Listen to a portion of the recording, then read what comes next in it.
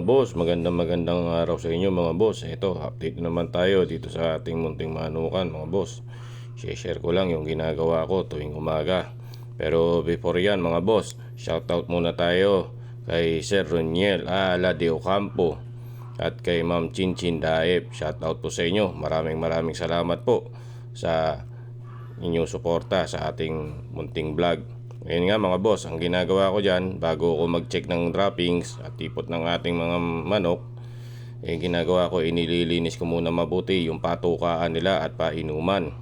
Dahil itong mga dumi na to, pagka nakain nila, nasama sa pagkain nila o sa pag-inom nila, pinagmumulan din ng sakit, ng iba't ibang klase ng sakit.